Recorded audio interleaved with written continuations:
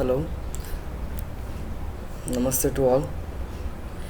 I hope you all are enjoying your summer vacations. हमने आपको unseen passages दिए थे कुछ जिनके कुछ स्टूडेंट्स के सबमिशन आए हैं और बाकी लोगों के नहीं आए हैं, तो जिनके नहीं आए हैं वो सबमिट करें। हमने ट्यूसडे तक का टाइम दिया था एंड वो जा रहा है। तो काफ़ी लोगों को सॉल्यूशंस नहीं आ रहे थे कुछ, और हमको रीडिंग और राइटिंग दोनों की प्रैक्टिस भी करना है हमारा जो लेवल है उसको ठीक करने के लिए। ओके, तो पहला पैराग्राफ देखते हैं हम। पहला आंसर पैसेज था, you are young, I should like you to have the pride of youth and the ambition of youth to do something worthwhile and big. All of you may not be geniuses, but some of you might get to do worthwhile things in some department of human activity or other. I do not like people who have no pride and ambition and are just sloppy people. I am not using the word pride and ambition in a small personal sense. I do not mean the pride of getting money, which is the silliest of all types of pride. Pride should consist in doing your job in the best possible manner. If you are a scientist, think of becoming an Einstein, not merely a reader in your university. If you are a medical man, think of some discovery which will bring healing to the human race. If you are an engineer, aim at some new invention. The mere act of aiming at something big makes you big.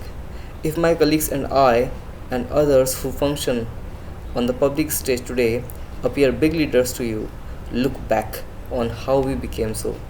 We may have had some virtue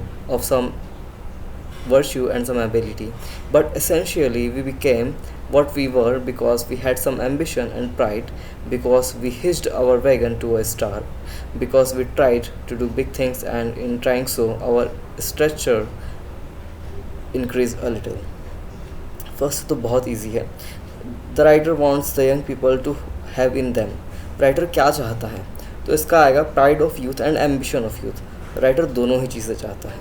उसके बाद में sloppy people, इसका क्या मतलब हुआ? Sloppy people जो कुछ कर नहीं सकते हैं, इनके बारे में कहा गया है, जिनकी कुछ करने की इच्छा नहीं होती है, तो उनको कोई प्राइड और कोई एम्बिशन नहीं रहता उनका. तो इसका आएगा फोर्थ वाला. सी देखें, if you are a scientist, अगर आप एक साइंटिस्ट हों तो आपको क्या करना चाहिए? Okay, so think of becoming a reader, think of becoming a clerk और आइंस्टीन. तो इसमें आएगा आइंस्टीन वाला, think of becoming an Einstein. यहाँ पर लिखे हैं तो काफ़ी ईजी थे. उसके बाद a discovery which will bring healing to the human race is done by. ये कौन करेगा? Medical man. ठीक है, इसका आएगा मेडिकल मैन. उसके बाद में देखें हम ई वाला क्वेश्चन है, why are the qualities of pride and ambition necessary for our youth. Pride और एम्बिशन क्यों होना चाहिए ये जवानों में, यूथ में आज के? इसका आंसर दिखाता हूँ मैं आपको. मैंने लिखा हुआ है, ये रहा. The qualities of pride and ambition are necessary for our youth to do something worthwhile and big. Okay, कुछ बड़ा करने के लिए प्राइड एंड एम्बिशन ज़रूरी है, इम्पॉर्टेंट है. उसके बाद में लास्ट वाला है, what do you understand by the phrase hitch your wagon to a star. मतलब हमारा लक्ष्य इतना ऊंचा रखो, इसका ये मतलब है. ओके, तो मतलब एमिंग एट समथिंग बिग और हैविंग अ हाई एम, लक्ष्य बहुत ऊंचा हो. उसके बाद में सेकंड आंसर पैसेज था, a proper consideration of the value of time will inspire habits of punctuality. Punctuality is the politeness of kings, the duty of gentlemen, and the necessity of men of business. Nothing begets confidence in man sooner than the practice of this virtue, and nothing strikes confidence sooner than the want of it. He who holds to his appointment and does not keep you waiting for him shows that he has regard for your time as well as his own. Thus, punctuality is one of the ways in which we show our personal respect for those whom we are called upon to meet in the business of life. It is also conscientiousness in a measure, for an appointment is correct, and he who does not keep it is guilty of breaking faith as well as of dishonestly. यहाँ पर dishonesty आना चाहिए, correct grammar form. using other people's time. We naturally come to the conclusion that a person who is careless about time will be careless about business, and he is not a person to be trusted with the transaction of matters of importance. ये वाकई में passage काफ़ी अच्छा है, आपको इसे सीख भी लेना चाहिए। देखिए हम इसके क्वेश्चंस के आंसर्स। पहला है A, what is the proper consideration of the value of time, तो इसका आएगा to be punctual. Okay. Second वाला, punctuality is regarded as politeness of kings, yes, duty of gentleman, necessity of man of business, इसमें तो तीनों ही सही हैं, तो ऑल ऑफ दिस आएगा। ओके। एंड सी है, which of the following is the opposite of the word polite, तो इसके लिए आएगा रूड आना चाहिए। एक होता है पोलाइट व्यक्ति, उसका व्यवहार काफ़ी पोलाइट होता है, दूसरा होता है खड़ूस, रूड। ओके।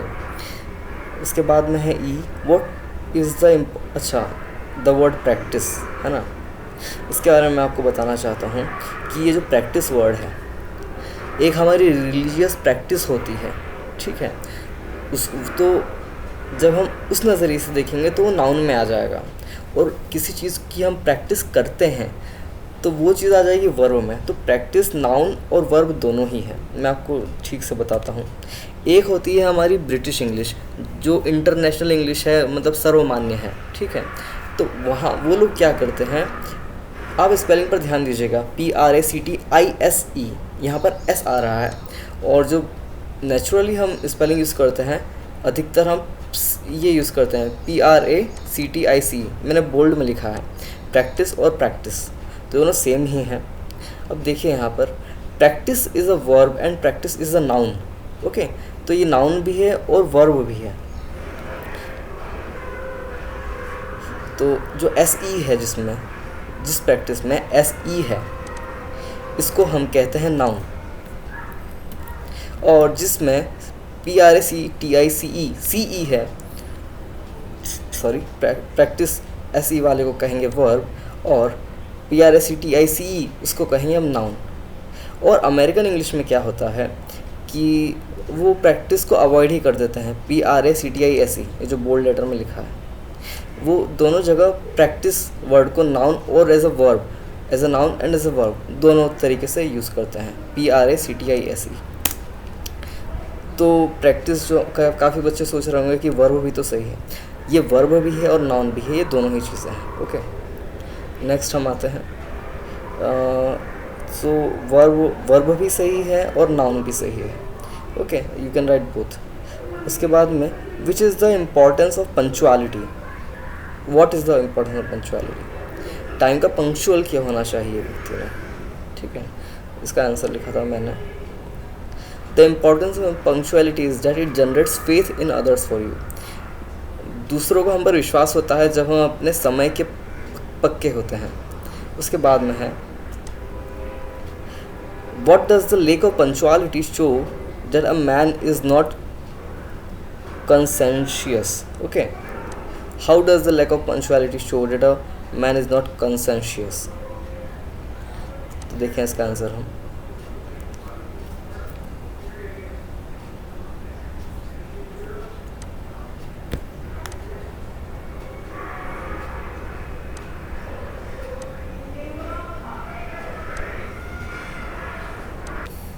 कंसेंशियस मतलब ईमानदार और कर्तव्यनिष्ठ, जिसको टाइम की कदर हो, खुद के टाइम की भी और दूसरों के टाइम की भी। ओके, तो the lack of punctuality shows that we do not have respect for those whom we called upon to meet, भाई जिससे हमने मिलने के लिए बुलाया है, अगर हम उसके ही टाइम की कदर नहीं करेंगे तो कैसे चलेगा। And we are guilty of breach of our contact in this way the lack of punctuality, यहाँ पर मैं सही कर दूँ, the lack of punctuality shows that a man is not conscientious, वो व्यक्ति ईमानदार नहीं है, वो व्यक्ति कर्तव्यनिष्ठ नहीं है अगर वो समय का ध्यान नहीं रखता, अगर वो समय से पंक्चुअल नहीं होता है। ओके, तो ये लोग आप इसका स्क्रीनशॉट ले सकते हैं, या फिर मैं PDF भी सेंड कर दूंगा इसके आंसर्स की। Okay, have a nice day.